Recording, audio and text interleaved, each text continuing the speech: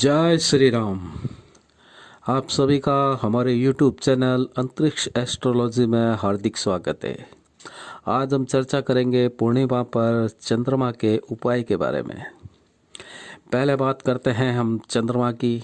मित्रों, सूर्य पिता, धरती बच्चे व चंद्र माता का स्वरूप माना गया है। बच्चों की परवरिश के लिए माँ को बच्चे के पिता की आवश्यकता होती है। माँ अपने बच्चों का पूर्ण रूप से ख्याल रखती है। हमारी पृथ्वी सूर्य के चारों ओर चक्कर लगा रही है। पृथ्वी के चारों ओर चंद्रमा चक्कर लगाते हुए ये माँ अपने बच्चों यानी कि पृथ्वी का ख्याल रखती है। अर्थात माँ व बच्चे सूर्य पिता के चारों ओर चक्कर लगा रहे हैं।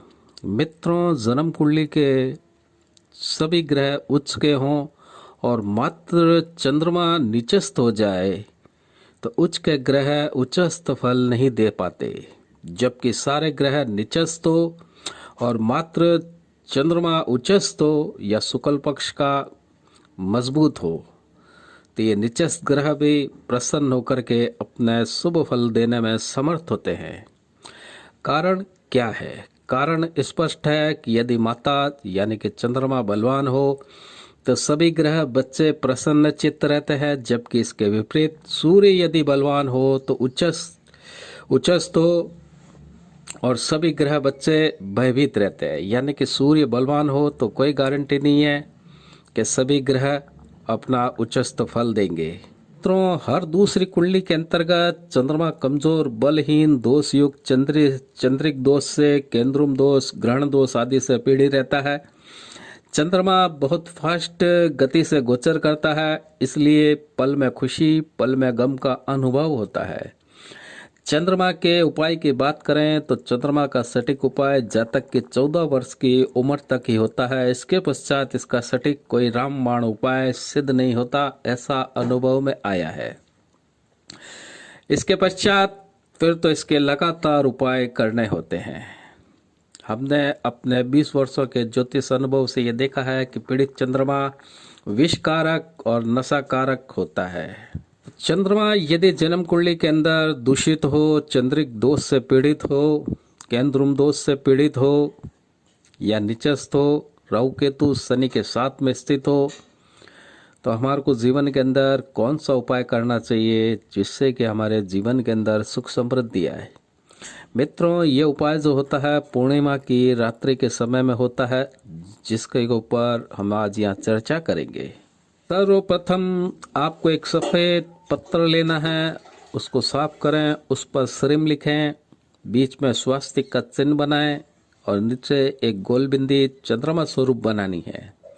इसके अंतर्गत जो सामग्री लगेगी वो इस प्रकार से है: 1 गिलास दूध, धूप, बत्ती, कुछ सफ़ेद पुष्प, ताल मखाने, यदि ताल मखाने न मिल सके तो सफ़ेद मिठाई, मिश्री ले सकते हैं।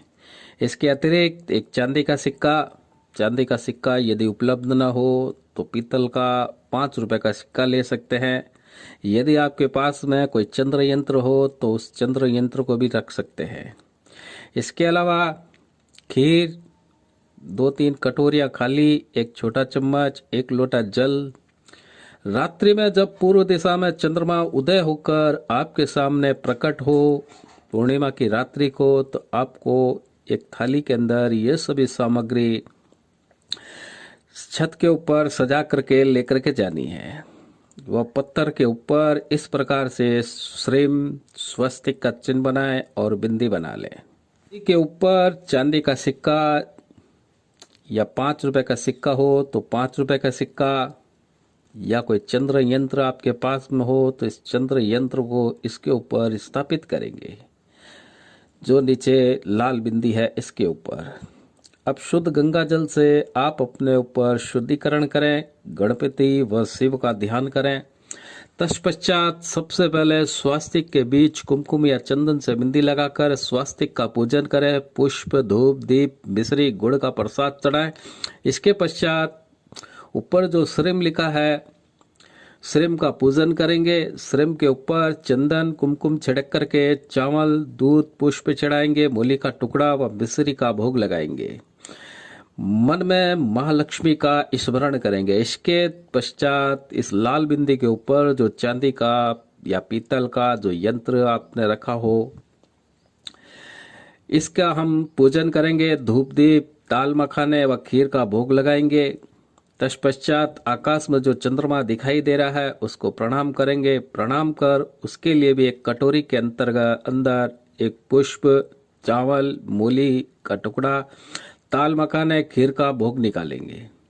अब हमें प्रार्थना करनी है कि हे चंद्रदेव से कि हमारी जन्म कुंडली में आप अमुक स्थान में स्थित हैं, अमुक नक्षत्र में है, मेरी चंद्र राशि अमुक है, मैं उस चंद्रमा के शुभत्व निमित्त ये पूजन कर्म उपाय कर रहा हूँ। हे चंद्रदेव, आप मेरी जन्म कुंडली के अंतर्गत चंद्रमा को अपनी पूर्णिमा की रश्मियों से सरोवर करें, ताकि मेरे जीवन में भी सुख समृद्धि का प्रकाश हो। और चंद्रमा के मंत्र बोलते हुए एक एक चम्मच दूध आकाश के चंद्रमा को बताते हुए चंद्र मंत्र बोलेंगे व कटोरी में दूध छोड़ेंगे। इस प्रकार से 108 बार आपको ये दूध छोड़ना है। पश्चात आकाश के चंद्रमा को खीर का भोग दिखाकर कटोरी में डालें, दूध से अर्घ्य देवें। अर्घ्य में बैठे बैठे ही इतना होने के पश्चात चंद्रमा को एक टक देखते हुए चंद्रमा के मंत्र का जाप करेंगे।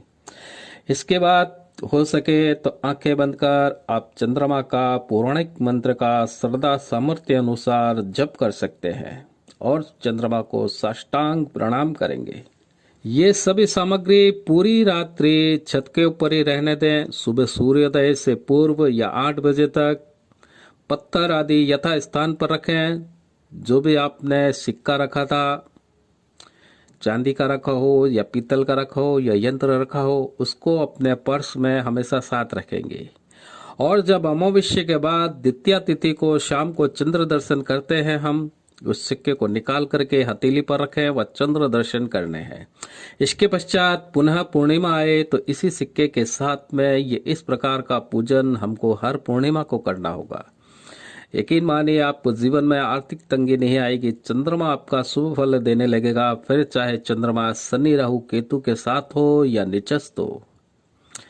चंद्रमा का जो पौराणिक मंत्र है वो इस प्रकार से है।